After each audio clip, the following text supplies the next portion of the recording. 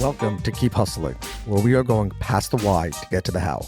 I'm your host, the always hustling Aaron Gordon, aka NY Risk Advisor, aka Mr. Keep Hustling.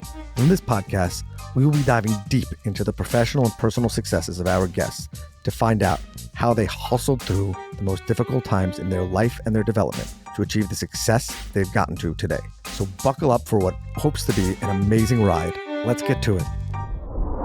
Welcome to Keep Hustling with my guest, Jake Burhans. Thank you for being here, Jake. Thank you, Aaron. I couldn't not be on a podcast called Keep Hustling. I absolutely love it.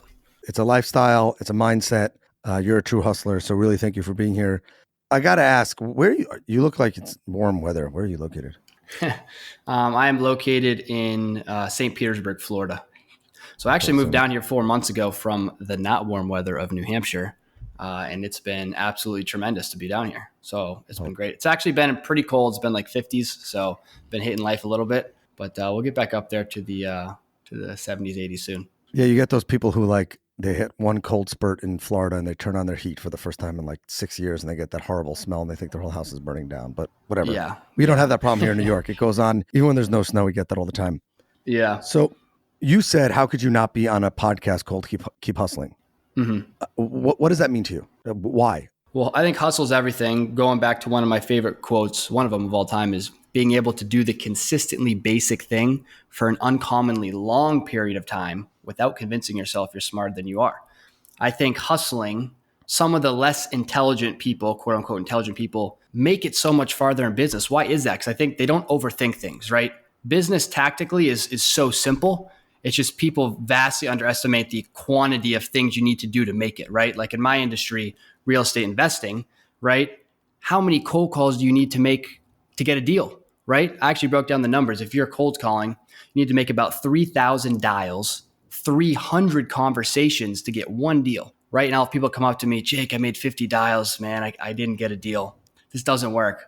50 dials, like that's not even a drop in the bucket. Great job taking action, right? Do that every day, 50 dials. Let's work up to getting 50 conversations in a day, right?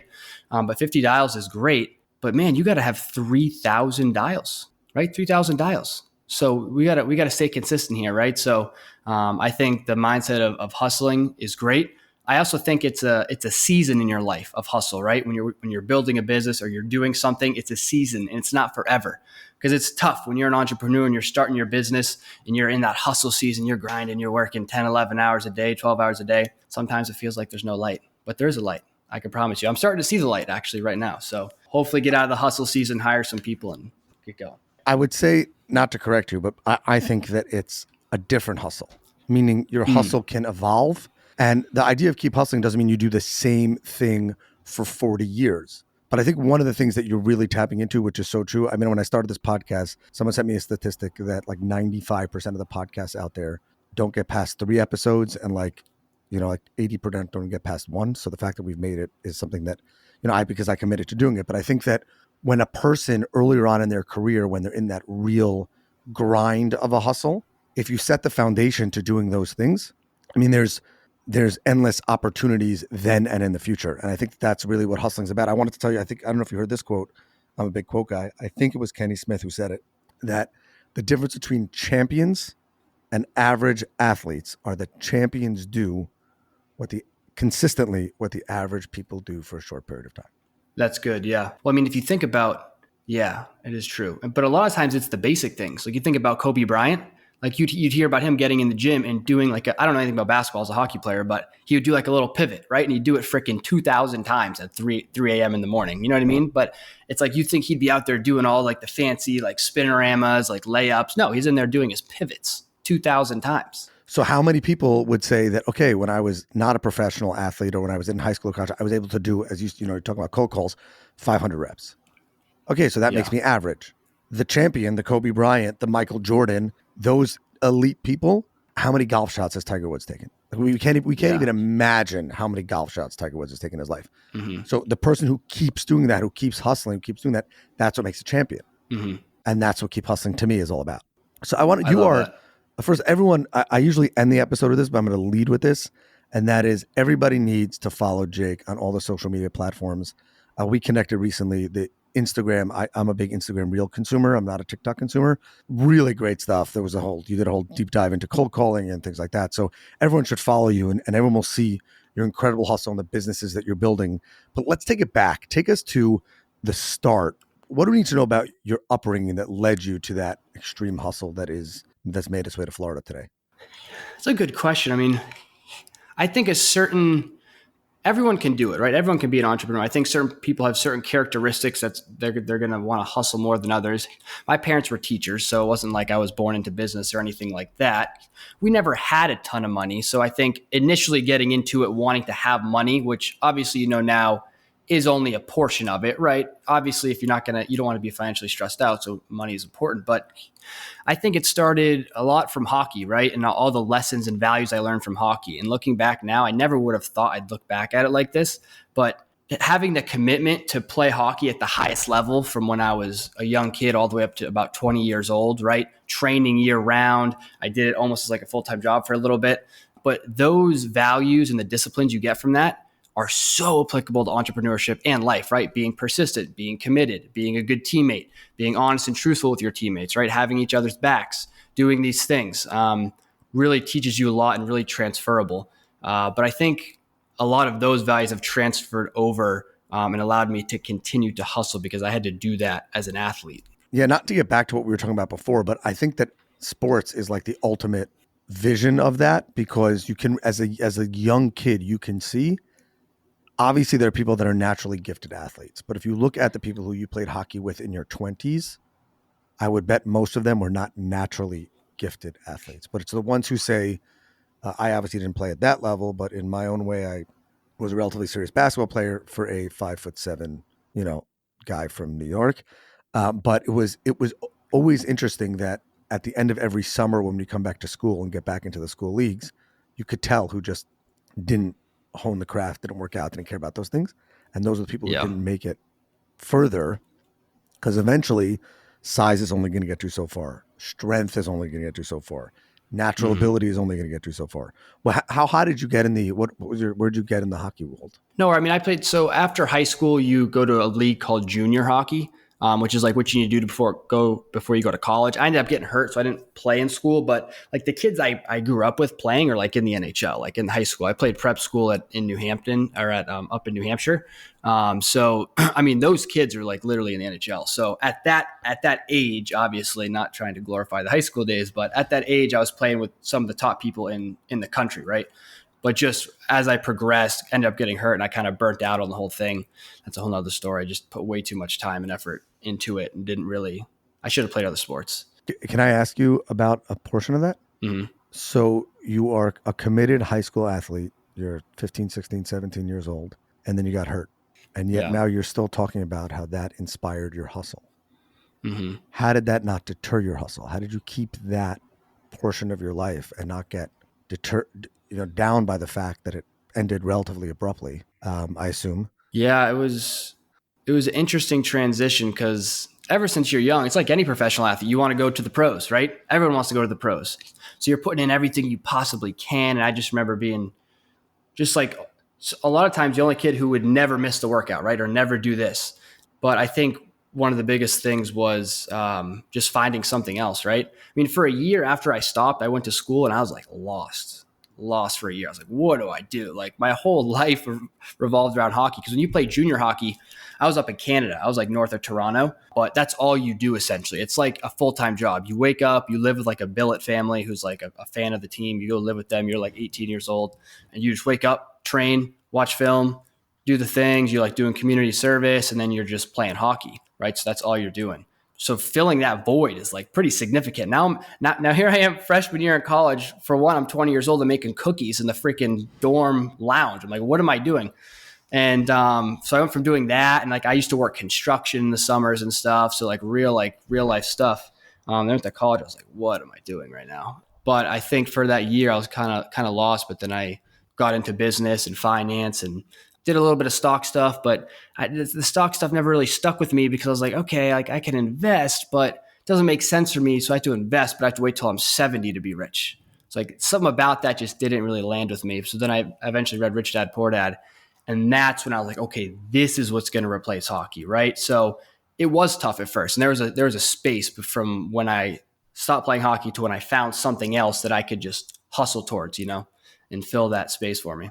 But I think there is something really there when it was ingrained in you. You just had to find how to manifest it again. Whereas a person who doesn't grow up with anything of discipline, it doesn't have to be sports. It could be an instrument. It could be art. It could be anything that they're into.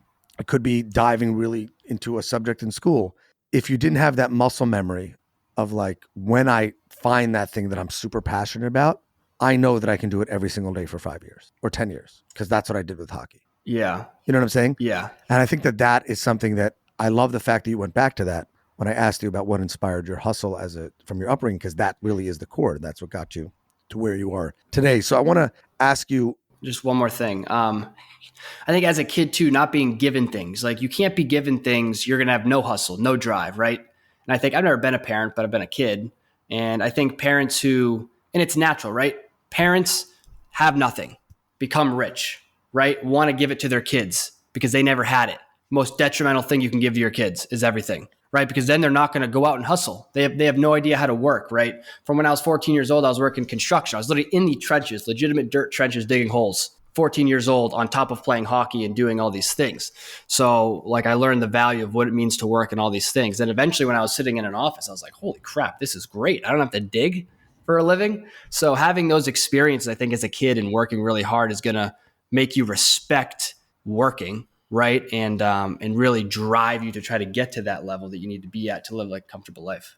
100%. And it's so interesting that you say that.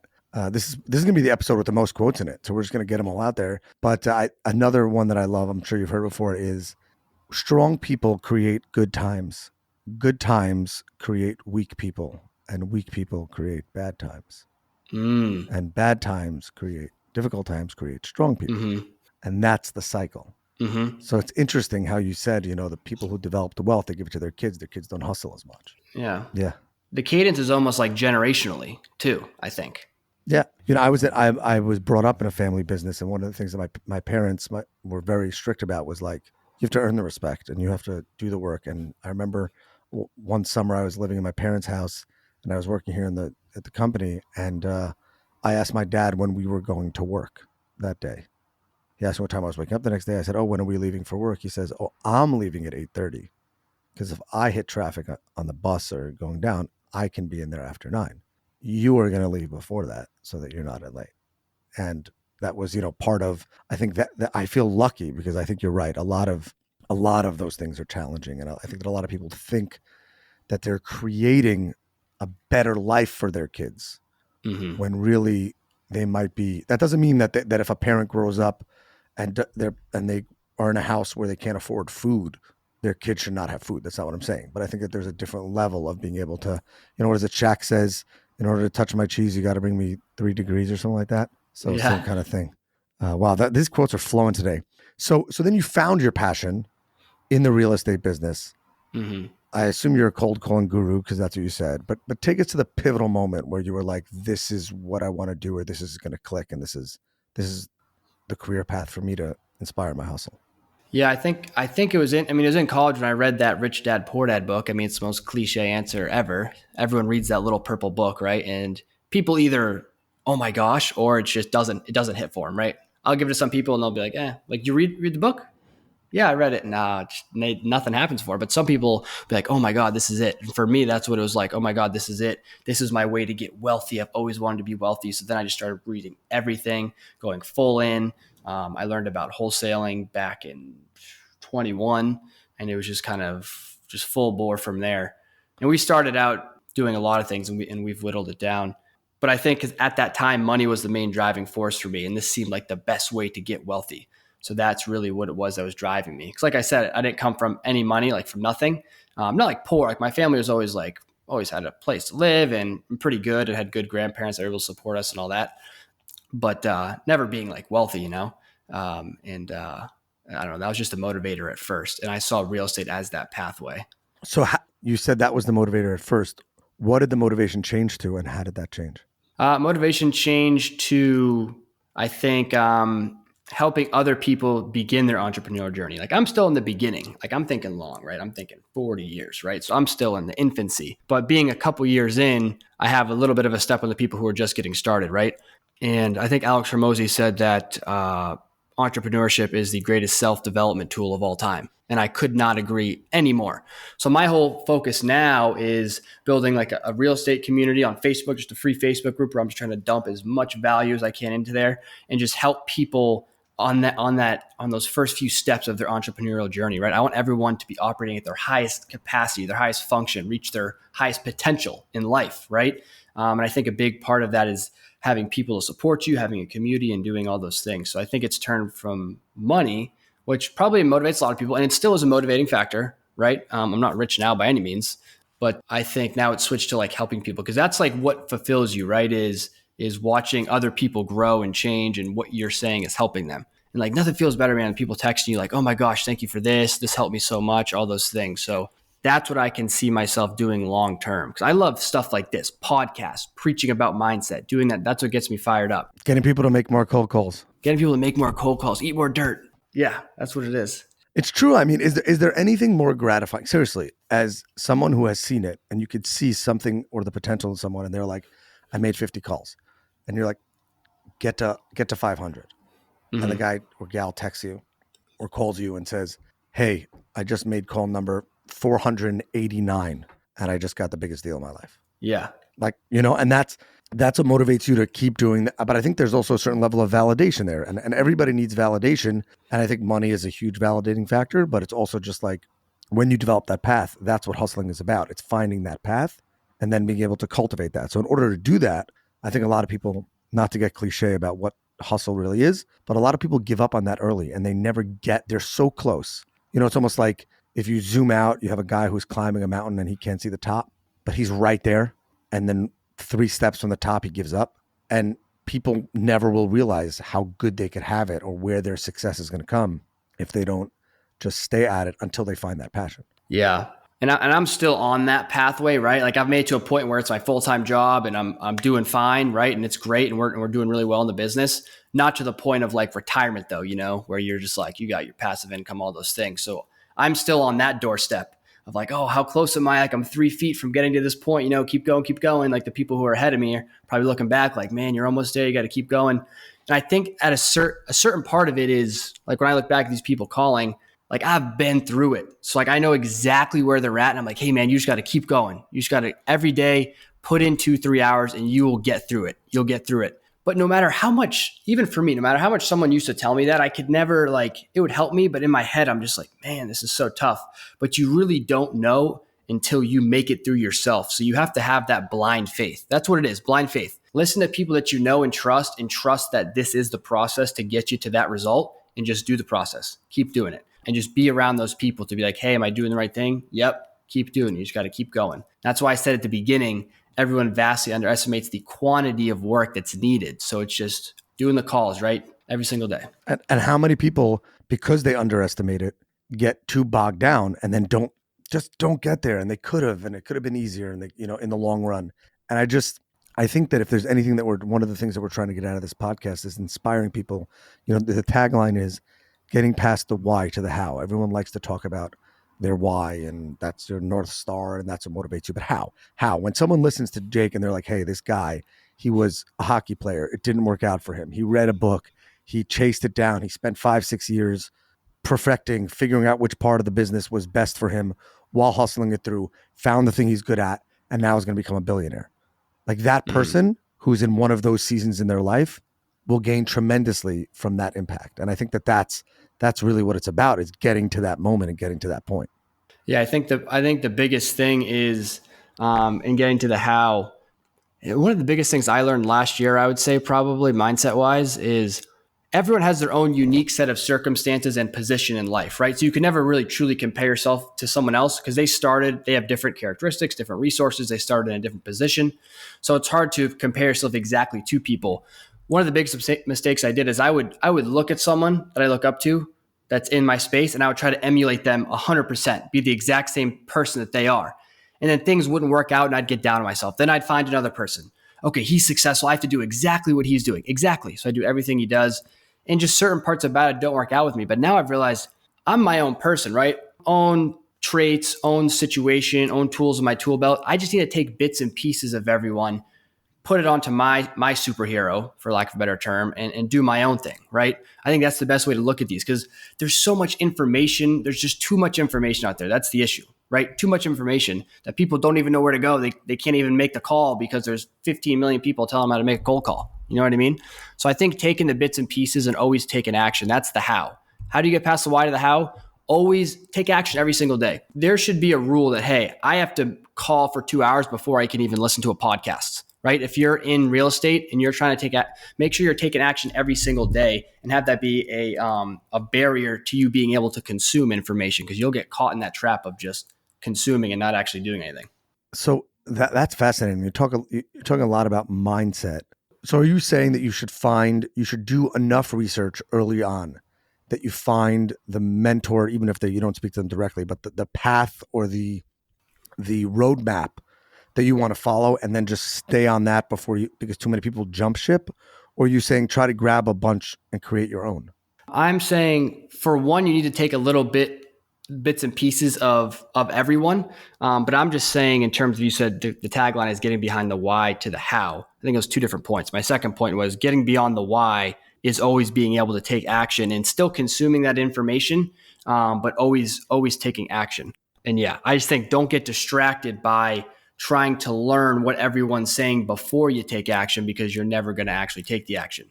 But while you are learning, it's great. Take bits and pieces from different people, because everyone has a different style. Got it. I love your content on mindset and all that stuff. Do you have a hustler mindset hack? What's your number one, like how to train it, how to get it, how to bring it back, how to bring your mindset back if it's drifting? Give our listeners a little tip. Hustler mindset hack, I would say, that's a good one. I think the biggest thing is, I haven't dropped this reel, but I'm about to, but it's not about doing what you feel like. It's about doing what you need to, right? It's not about doing what you feel like, right?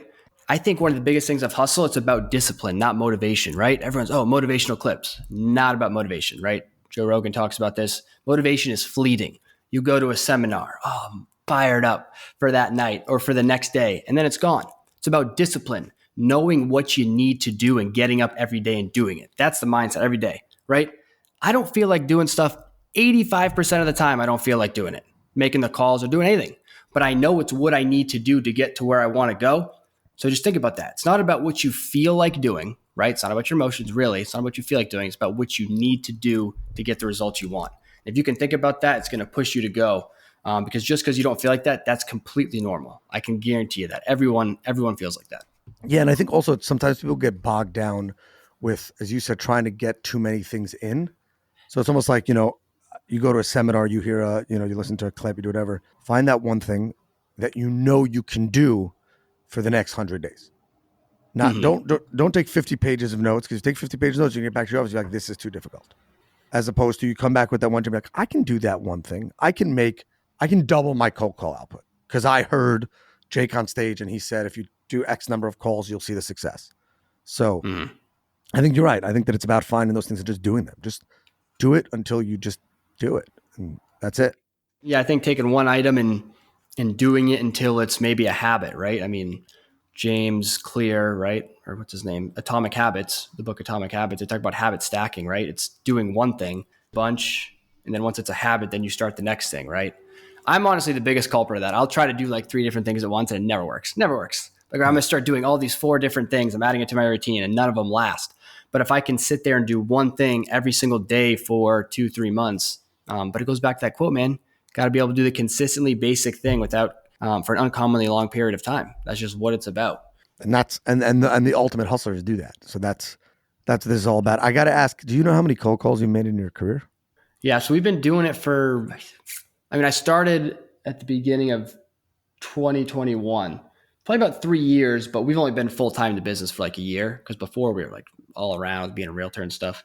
But when I stopped cold calling after 2 years, I'd probably ask someone if they consider an offer on their home, probably like over 20,000 people, like 23,000 people. But then since then, I've had a bunch of sales conversations. So I bet it's got to be like 30 at this time. Now I'm talking to less people per day, but I mean, it's tens of thousands. What has been the most surprising thing that's ever happened to you on a cold call? I mean, I've had it all. I've been called every name that you could think of in the book, every swear word, literally everyone. The most surprising thing that's ever happened on a call. I mean, nothing surprises me anymore. But I would say the biggest thing about making cold calls, one of the biggest benefits is your ability to speak and think on the fly. Helps you so much with sales. And I think one of the biggest questions I get is, well, Jake, how'd your flow get so good on the phone? All these things, like you must have some secret sauce. It's like, you know what the secret sauce is? 20,000 calls. That's the secret sauce. You know, it's like if you do anything for 20,000 times, it would be unreasonable for you not to be good. Yeah, somebody said that they wish that they would have kept more detailed records of their cold calls to then call the people back like 8 years later or 5 years later, whatever it is, when it gets better, being like, either never tell them that they spoke before, or like, that's a great bit. Hey, I don't know if you remember, we spoke 8 years ago and I was terrible. And then you could just, because Just go it in. is all about the reps. It's one of the things that I love about creating social media content is like, everybody tells you when you start, you're going to be terrible and you're going to be awkward. The only way to get past it or to get comfortable in front of the camera, and I'm still not perfect, right? Nobody's perfect, but it's like, Yeah, no one is. and then you look back at those old videos and you're like, man, those stink. Like I couldn't even It's too like many words. It's for anything, you're going to stink at anything. Well, people like being good at things, right? So people have a tough time getting through that initial stage of whatever you're learning, because you're going to be bad at it, because obviously you don't just start running. You have to crawl and then you walk and then you run, right? It's like anything you do, crawl, walk, run.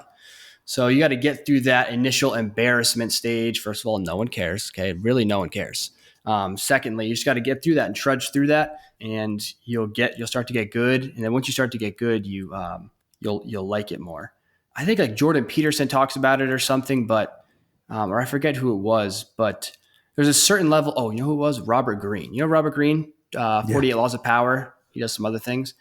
But he said, like, whether you're doing an instrument or whatever, you reach a certain level of mastery, like the 3 to 5 year mark, where you start to get into a groove, right? Because you're actually good at it, you're enjoying it, you're having fun, and that's when you actually like doing, whether it's playing an instrument or doing business or whatever it is, right?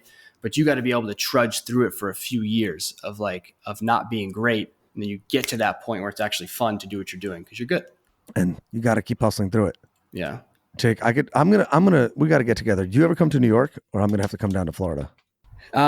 New York. No, I don't really go to New York. I live up in New Hampshire, but yeah, if you're ever down in Florida, dude, St. Pete's, it's a phenomenal place. I highly recommend it. St. Petersburg and Tampa. If anyone wants to move down here, all the locals probably hate me for saying this because there's too many people. One of my closest friends lives down there. He was a guest on this podcast, Yeah. David Carruthers. He was on this podcast. He's a big Tampa guy. Yeah, it's great. And he's trying to get me to come down there. I mean, I'm from like such a rural area, New Hampshire, that anything was better than that. Just from a business perspective, right? I can come down here, I can network, I can meet people, do the things. Come to New York for a week. Come to New York for a week. You'll be on like overdrive. Yeah, You'll be stopping people on the street. We got to make it happen. True. So we got to make it happen. Wow. Time flies. That I'm going to listen to this episode personally multiple times because gems, gold, fire. Thank you for being here. You're like, as I said in the beginning, everybody needs to follow your content because your content is killer. It's inspired me, whether you're in the real estate business or not. There's just a lot of good stuff there that can be implemented across all industries and across all career journeys. So really, really, really thank you for being here, Jake. I appreciate it, man. Anytime I can come on, like I said, I love doing this, getting on and just talking about mindset. It just gets me fired up. So happy to do it. 100%. So we have a closing tradition on this podcast where we ask our guests, and it can't be one that you already said, because I warned you before that I was going to ask you this, to leave us with their favorite or most timely motivational, inspirational quote and what it means to them. So Jake, the floor is yours. I like this quote. You don't have to be a champion to get started, but you got to get started to be a champion. So I think that falls right in line with hustling. But and back to the other point of you got to crawl, walk, then run, right? You're not going to start out running, but you got to start. 100%. And by the way, not to jump into my wife's area of expertise, but she's a pediatric occupational therapist. And she actually says that when you look at child development, we talk about this as business development all the time, that when you look at child development, when people skip milestones, it actually hurts them in the long run. So same kind of thing. If someone were to get up and just walk one day, the kids that don't crawl, they miss it. So same thing. If you want to be a champion, you got to get started. You got to put in the work. You got to keep hustling because that will give you the greatest foundation to see that long-term success. Yeah, absolutely. And 20,000 cold calls. 20,000 cold calls. And what's going to enhance that though is get around people who are doing the thing that you're doing, right? Entrepreneurship's a tough field to be in, especially if you're younger, in your 20s, you got parents, go get a real job, do all these things. Get around people who know your struggles and they're going to pull you up through the mud and you guys are just going to be on a rocket ship. I love it. Jake Burhans, thank you for being here. Absolutely, man. This has been another episode of Keep Hustling. Remember, do well by doing good, and of course, and always, keep hustling. All right, hustlers, that brings us to the end of another fantastic episode. Thank you for listening. The listeners are the most important part of this show. If you like what you heard, please leave us a review wherever you listen to your favorite podcasts. Your feedback means the world to us and helps us reach more listeners. Plus, be sure to subscribe to our podcast so you never miss an episode. We have some amazing guests and topics lined up for you, and we don't want you to miss out. And finally, if you have any suggestions, comments, or even just want to say hello, please feel free to reach out to us on all social media platforms. We are Keep Hustling Pod on Instagram, X, Facebook, and LinkedIn. We would love to hear from you to continue the conversation. Thanks again for tuning in and supporting our podcast. We truly appreciate each and every one of you. Until next time, stay curious, stay hungry, and keep hustling.